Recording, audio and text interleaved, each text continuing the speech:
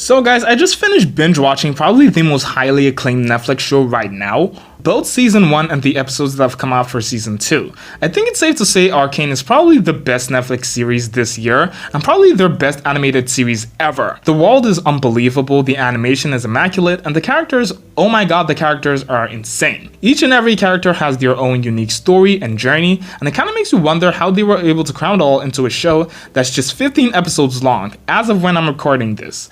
The show's really good, I don't think I need to dwell much on that. There's tons of people already saying that on the internet. Today we're going to do something else and talk about a particular character that's been very pivotal in the show. This character has driven many other characters and viewers alike to near insanity, and that character is none other than Jinx. Of course, there are other great antagonists in the show like Silco and Mbessa, but as far as threats go, Jinx is probably the biggest antagonist of the show as at the end of season 1. Jinx is undoubtedly a complex character that really brings emotional depth and excruciating tension to this, so it's only right that we look into the character and find out what makes her tick and why she's the perfect antagonist. Complexity, depth, and vulnerability. Above anything else, I think this is where the writers of Arcane really nailed Jinx's character. Jinx is a very complex character with multiple layers to her that you can only begin to fully understand when you look at her backstory. Now, I legitimately loathed Jinx in the first season, and for good reason. I mean, she single-handedly started a war that was about to be resolved. She also single-handedly murdered her father, friends, and nearly murdered her sister as well. Her screw-up in their first operation on her taking the Arcane gemstones was arguably the inciting intention of the whole show. She really earned her name. However, when you look at her backstory, you can't help but sympathize with her a little. Jinx wasn't always Jinx. She was once a sweet, innocent child with great talent. She engineered miniature bombs, and though they didn't work most times, she showed great promise and ingenuity as a child inventor. That said, the environment she was born into was brutal, demanding that she become ruthless if she were to survive. Her losing her parents at such a young age didn't help matters either. The PTSD that followed started expressing itself in severe mental illnesses such as borderline personality disorder, which is characterized by a great fear of abandonment, intense and unstable emotions, erratic behavior, among other things which become more and more amplified as she grows older. Now, many people think Jinx's mental unstableness started when Vi abandoned her and she lost Vander and her friends. However, I'd argue that her mental unstableness started way earlier than that, as early as when she was still Powder, and is the reason why she cannot even bear being left alone while her sister and the others went to save Vander. She legitimately threw a tantrum, flooding the room with tears and snot, and it was so painful to watch, to be honest. But that was when I came to realize she actually had a mental disorder, and at that age with no one to help her through it in the proper way. Sure, Vi and Vander may have had her best interest at heart, but they didn't have the skills or resources it takes to look after a kid with psychological needs. Suffice to say, Powder's childhood wasn't filled with Disneyland and school buses, but she still got by. That is until things went really south. In a truly unfortunate turn of events, Silco manages to capture Vander and tries to murder him along with his family, and Powder comes along and literally blows the whole place to bits. Violet finds out she's the one responsible and punches her in the face, which was frankly satisfying in the moment. Anyway, in even more unfortunate turn of events, Vi gets captured and Powder is left in the hands of Silco, a man who recognized Powder's true potential and radically utilized her for his cause. And thus, Jinx was born, a genius-level mind for gadgetry with one of the most dangerous mental disorders, severe PTSD in the mix, working for the most dangerous criminal in the underground. Yeah, and anyone thought they were safe. Now let's talk about her flaws. Probably the best thing about Jinx is her emotional conflicts. She always seems to be in this constant conflict with her own mind more than anyone else, and her mental disorder just amplifies it to the point of mental derangement. She hears voices of Clagger and Milo repeatedly, creating this sort of chaos in her own head. This often causes her to be extremely erratic and impulsive and outright psychotic, but that's her conflict with her own mind. An even more interesting conflict is her conflict with Vi. Vi is all that's left of her original family. They are blood sisters, and one can only imagine the amount of pain and even grief she went through, thinking her sister left her and is never coming back because Silco told her that Vi is dead. Jinx never got to see Vi for several years after the incident that unalived their father. She must have yearned for nothing more than the opportunity to just talk to Vi and tell her sorry for what happened.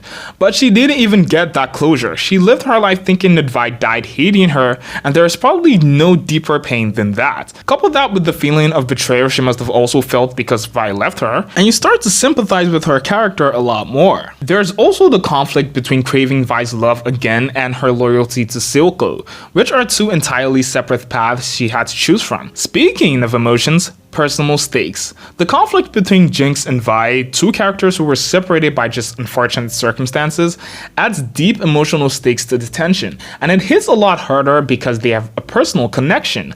They are literally sisters, and don't you just love to watch when siblings try to kill themselves? Yeah, it's no fun. Now let's talk about Jinx's visual and artistic design. Jinx's design mirrors perfectly her mental state, and her weaponry and gadgets are an extension of her personality, quirky yet extremely lethal. The attention to detail in her character design is crazy, and it really does justice to portraying the true essence of who Jinx is. Before we continue, if you're enjoying this video so far, make sure to give it a thumbs up. It really helps the channel a whole lot, and it takes you literally only 1 second. Obviously, if we're talking about why Jinx is the perfect antagonist, we have to talk about how much of a threat she actually is.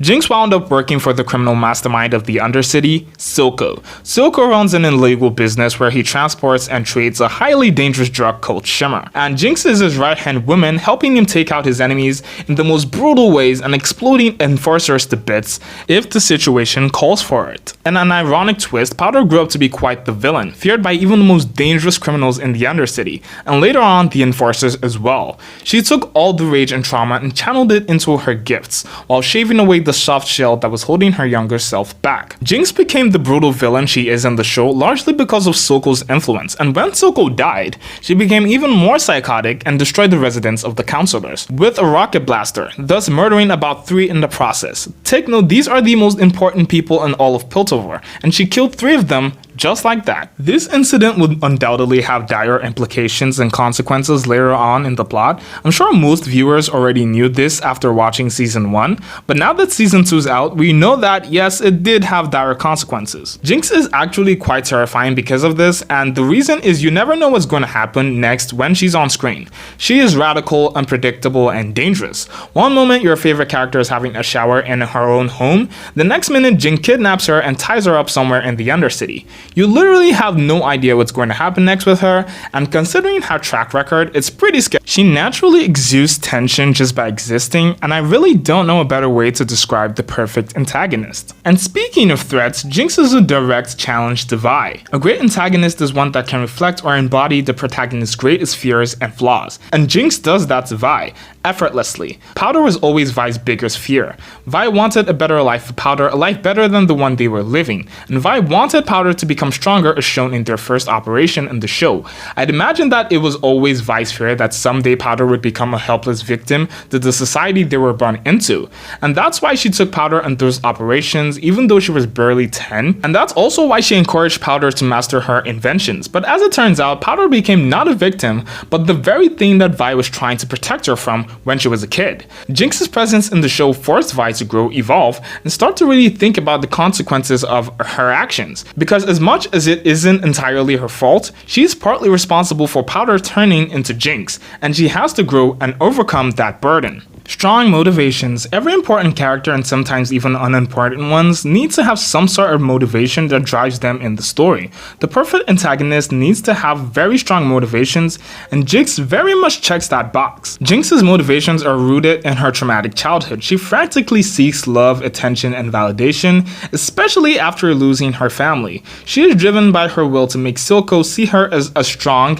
and indispensable asset. This has even been her motivations before she lost her family. The only reason she defied Vi and followed after her to save Vander was maybe because she was afraid Vi was starting to think that maybe she's not that useful after all. She was paranoid and she feared abandonment. And several years later, this is still what drives her, coupled of course with the rage and feelings of betrayal. Charisma and presence. Every great antagonist leaves their unique imprint on the show. That is, you either love them or you loathe them to the core. For me, Jinx accomplished the latter quite nicely. She is quite frankly one of the most annoying characters I've ever seen on TV. She is annoying and she refuses to see the flaws in her actions. But that's fine, because that's what she's supposed to be. You're supposed to hate the living shit out of her. And I guess if her character doesn't accomplish that, that's a problem. She also has the snarkiness to her which really breathes life into her character. Couple this with her really unique character design and you have a character that their presence is immediately felt anytime they appear on screen. When I think of the perfect antagonist, I think of characters like the Joker that are so unpredictable and dangerous